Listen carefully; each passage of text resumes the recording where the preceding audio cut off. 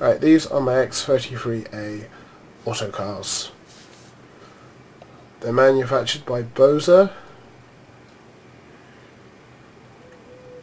I would say they are mediocre in detail. Fairly strong, simple, but then again they were rather cheap compared to other freight cars. Overall, I'd say they're alright. I probably use them on fast freights where they're travelling at such high speed, no one's going to really take in the lack of detail.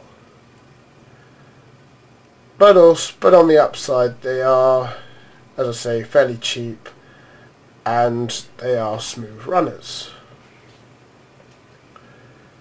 They don't have sliding doors, but oh well, what the hell.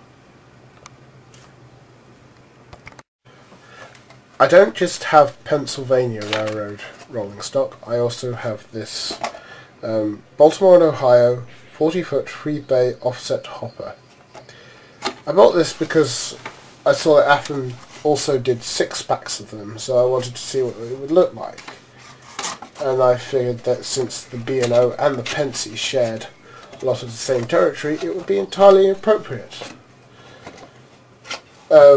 Especially, well, certainly the Baltimore and Ohio did go up to Pittsburgh, and I figured that, well, coal trains certainly would not be unseen in Pittsburgh, because of course you need coal to either generate electricity for arc welders or smelt the steel.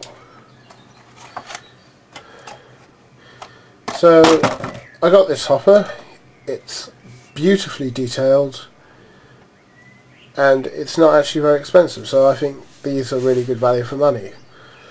As for motive power in the future, if I got a job and earned some money, I would certainly buy the 2 6-packs and also a couple of cabooses.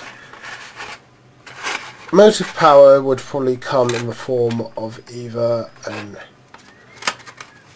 EMD F unit or perhaps those rather lovely MTH Light Mikados, because the USRA Light Mikado was very much a mainstay on the B&O. I thought about buying one for the Pennsy, but the Pennsy only really had 30 of them and they only used them in Indiana. Right, this is my Boston and Maine 1937 AA 40-foot boxcar, manufactured by Intermountain Railway.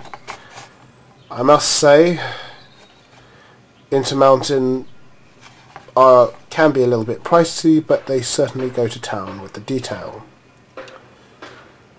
Very attractive freight car, I would say. Got all the external detailing as well as sliding doors. Thinking maybe I should have these.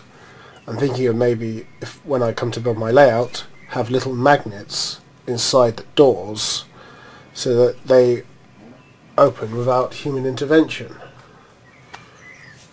And also, maybe if they're open, however, they might attract HO scale hobos, although hoboing had declined after the Second World War. You know, no shortage of jobs in the post-war economic prosperity of the 1950s in the United States, so plenty of jobs there.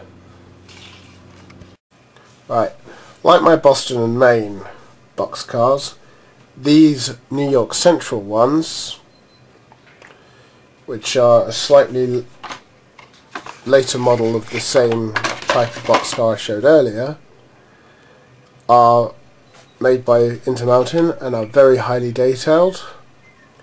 However, I must warn you about the detailing. These foot handles can very easily come off, as seen here. If you look,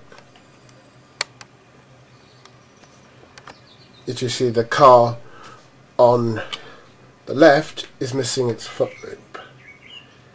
So you just have to be fairly careful about that. Again, very nice. And these are actually the two first American freight cars I ever bought, which, even though I knew I was going to model on the Pennsy, which is actually kind of ironic because any rail fan will tell you that the rivalry between the New York Central and the Pennsy was like the Boston Red Sox New York Yankees rivalry in baseball, or Millwall West Ham in British football, or to you American soccer. So a little bit of irony there, because I already ordered Loco, for which I knew was going to be a Pennsy switcher. Right, in my first segment I showed you my stock cars, because if stock cars are going to be on a freight train, they're always at the front. On every freight train, until the invention of Fred, of course, you would see one of these. A caboose, or as the Pennsy called them, cabin bar cars. These particular ones are NB6Bs, with a centre cupola, and they're manufactured by Wolfers. I would say they're very nicely detailed, lots of fixtures. The only thing I would probably do to them in the future is